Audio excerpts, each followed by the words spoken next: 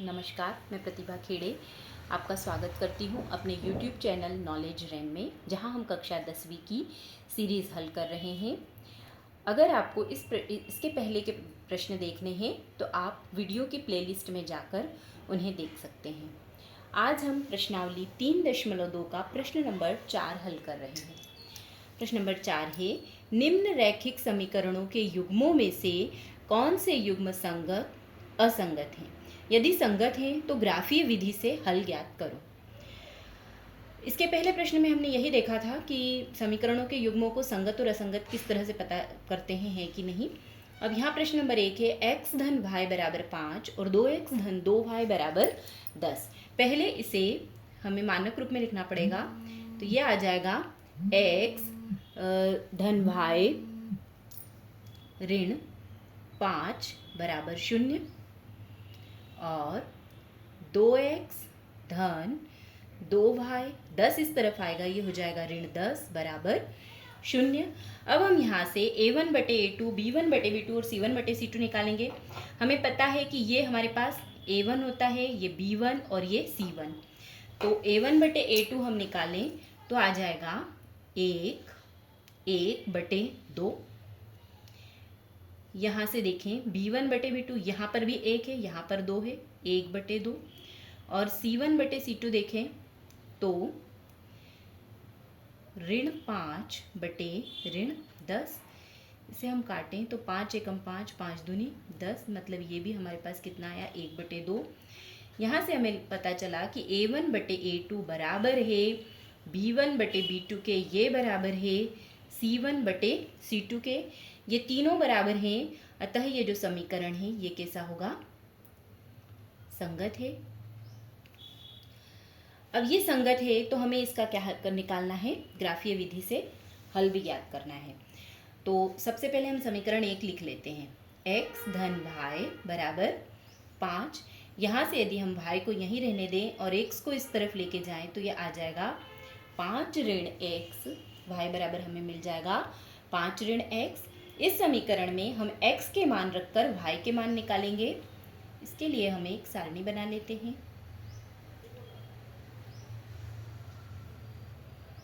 x और y, जब हम यहाँ पर x बराबर 0 रखते हैं तो y बराबर हमें क्या मिलेगा? y बराबर 5 ऋण 0 बराबर हमें क्या मिला? 5।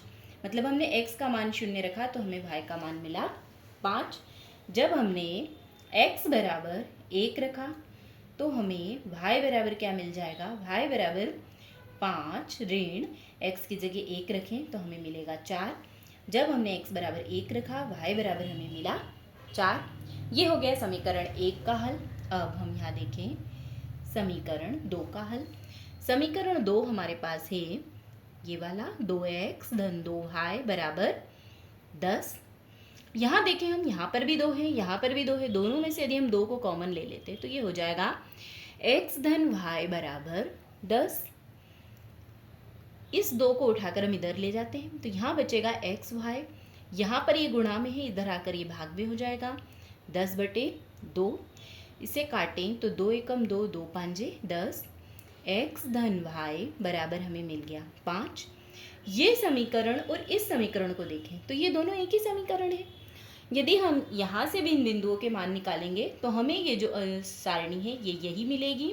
यहाँ पर भी हमें ये की यही सारणी मिलेगी, जहाँ x y, यदि हम x का मान 0 रखेंगे तो y का मान 5 और x का मान 1 रखने पर y का मान 4 मिलेगा। अब इसे हम ग्राफ पर दर्शाएंगे। अब देखें ये हमारे पास ग्राफ पेपर है। इसमें यहाँ ये x अक्ष, ये x डैश अक्ष, y अक्ष y डैश, इस तरफ धनात्मक मान होते हैं, इस तरफ ऋणात्मक मान होते हैं, ऊपर धनात्मक और नीचे ऋणात्मक मान होते हैं।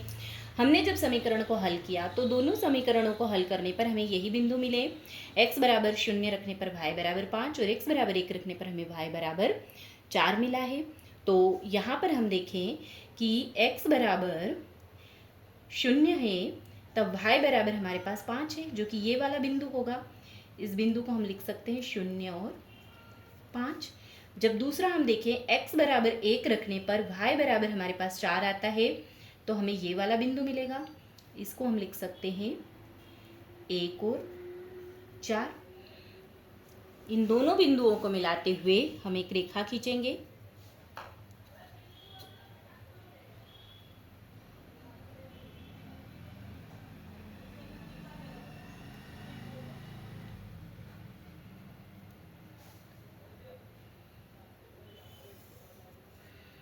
ये रेखा हमारा ग्राफ है जो कि समीकरण x धन y बराबर 5 का है। इस तरह से हम इस ग्राफ को खींचेंगे। अगला देखेंगे प्रश्न नंबर 2, x ऋण y बराबर 8 और 3x ऋण 3y बराबर 16। तो सबसे पहले तो हम ये देखेंगे कि ये समीकरण संगत हैं या असंगत। इसके लिए हमें फिर से इसे मानक रूप में लिखना पड़ेगा। 8 को इधर लेके आएंगे, 16 को इस तरफ लेके आएंगे। ये हो जाएगा x ऋण y ऋण 8 बराबर 0। इस समीकरण में देखें तो 3x ऋण 3y इधर धन में है, 16 इधर इस तरफ आके ऋण में हो जाएगा, ऋण 16 बराबर 0। हम देखें a1 बराबर हमारे पास है 1, b1 बराबर है हमारे पास 1 ऋण 1, c1 बराबर है हमारे पास ऋण 8। वैसे ही a2 बराबर है 3, b2 बराबर है ऋण 3 और c2 बराबर है हमारे पास ऋण 16। a1 बटे a2 निकालें तो यह आएगा 1 बटे 3। वैसे ही b1 बटे b2 हम निकालेंगे तो हमें मिलेगा ऋण 1 बटे ऋण 3, ऋण से ऋण कटा 1 बटे 3 आ जाएगा। c1 बटे c2 निकालें तो ये है ऋण 8 बटे ऋण 16, ऋण से ऋण कटा 4 दूनी 8, 4 चौक 16, 2 एकम 2, 2 दूनी 4। ये हमारे पास आ जाएगा 1 बटे 2। मतलब 1 बटे 3 बराबर है 1 बटे 3 के, लेकिन ये बराबर नहीं है 1 बटे 2 के। जब इस तरह की कंडीशन होती है, मतलब a1 बटे a2 बराबर हो b1 बटे b2 के, लेकिन ये बराबर नहीं हो c1 बटे c2 के, तब जो समीकरण के युग्म होते हैं वो कैसे होते हैं? असंगत होते हैं। और चूंकि ये असंगत हैं इसलिए हम इसका ग्राफ नहीं खींचेंगे।